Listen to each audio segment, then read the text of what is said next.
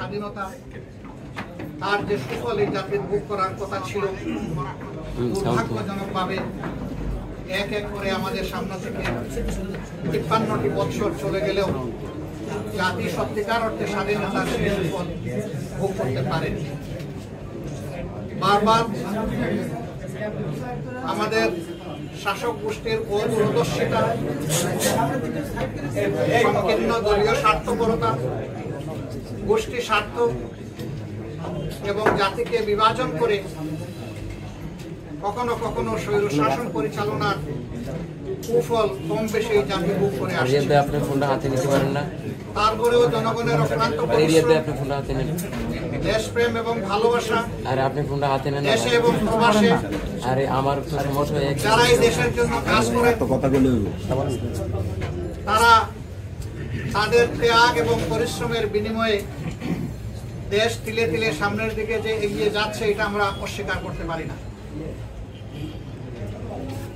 কিন্তু যদি আমাদের শাসন ব্যবস্থায় গণতান্ত্রিক মূল্যবোধ, মানবাধিকার, আইনের শাসন, সামাজিক সুবিচার এবং স্বচ্ছতা থাকত, তাহলে এই দেশ এর চাইতে আরো বহু বেশি সামনে এগিয়ে যাওয়ার সুযোগ ছিল।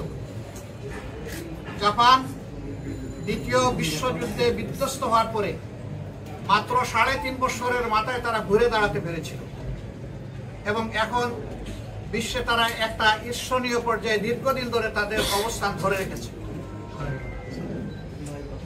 অতীত যা হবার হয়ে গেছে, আমরা এখন ভবিষ্যৎকে নিয়ে চলতে চাই।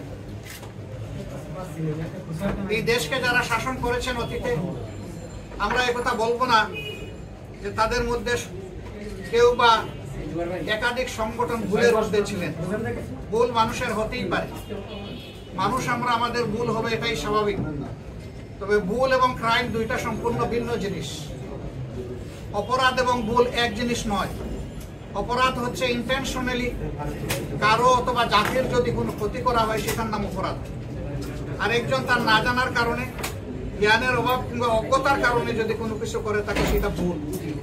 ভুল সংশোধন করা যায়, কিন্তু অপরাধের শাস্তি পেতে হয়। অপরাধের শাস্তি যখন সমাজে নিশ্চিত হয়, আইনের শাসন যখন প্রতিষ্ঠিত হয়, তখন অপরাধের মাত্রা নিয়ন্ত্রণের মধ্যে চলে আসে। কিন্তু যখন বিচারহীনতা দেখা দেয়, তখন অপরাধের লাগাম টেনে ধরার আর কোনো সুযোগ থাকে না। আমি আজকের এই জাতির ক্রান্তি লগ্নে অতীতের কাউকে সুনির্দিষ্টভাবে দোষারোপ না করে এই জাতি সামনে কিভাবে এগোতে পারে সেই ব্যাপারে মুহূর্তে দুই একটি কথা বলার জন্যই মূলত আজকে আপনাদের সামনে আমি হাজির হয়েছি। সাংবাদিক বন্ধুগণ, আমরা লক্ষ্য করেছি জুলাই মাসের প্রথম সপ্তাহ থেকে আমাদের যুব ছাত্র সমাজ তাদের একটি সুনির্দিষ্ট অধিকারের দাবিতে সরকারি চাকরিতে কোটা ব্যবস্থার সংস্কারের জন্য তারা দাবি এবং আন্দোলন চালিয়ে আসছিল।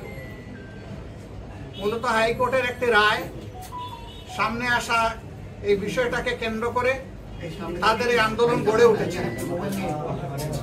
এই আন্দোলনের দাবি দেওয়া যেটা ছিল, এখন সকলেই স্বীকার করছেন যে তাদের দাবি ছিল যৌক্তিক এবং ন্যায়সঙ্গত, এবং শেষ পর্যন্ত কোর্টের মাধ্যমে সেটাই অনেকটা প্রতিষ্ঠিত হয়েছে।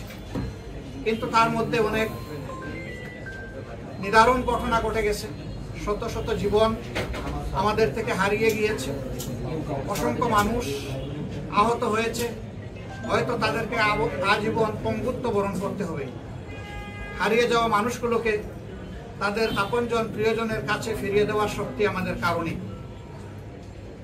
এই আন্দোলন করতে গিয়ে যারা ত্যাগ স্বীকার করেছেন, যারা জীবন দিয়েছেন, আমরা আজকের এই প্রেস কনফারেন্স থেকে তাদের প্রতি গভীর কৃতজ্ঞতা জ্ঞাপন করছি। মহান রবের দরবারে দোয়া করি আল্লাহ তাআলা যেন তাদেরকে শহীদ হিসাবে কবুল করেন। জাতির জীবনে যদি কোনো ইতিবাচক পরিবর্তন হয়েই থাকে, সেটা হচ্ছে আল্লাহ তাআলার রহমতের ফসল। এই জন্য মহান রবের দরবারে আমরা শুকরিয়া আদায় করছি। সম্মানিত ভাইয়েরা, যে সমস্ত পরিবার তাদের আপনজনকে হারিয়েছে, আমরা তাদের প্রতি গভীর সমবেদনা জ্ঞাপন করছি। যারা আহত হয়েছেন, যারা চিকিৎসাধীন আছেন, প্রভুর দরবারে দোয়া করি আল্লাহ যেন তাদেরকে সুস্থতার নিয়ামত দান করেন। সাংবাদিক বন্ধুগণ, দুঃখের বিষয়, গতকাল আমরা সকলেই জানি যে টানা 15 বছর 7 মাস দেশ শাসনের পরে যিনি প্রধানমন্ত্রীর দায়িত্বে ছিলেন তিনি দেশ থেকে অন্য দেশে চলে গিয়েছেন। যাওয়ার সময় জাতিকে তিনি কোনো দিক নির্দেশনা দেওয়ার মতো তার নৈতিক অবস্থান ছিল না। জাতিকে অনেকটা অরক্ষিত অবস্থায় রেখেই তিনি চলে গেছেন।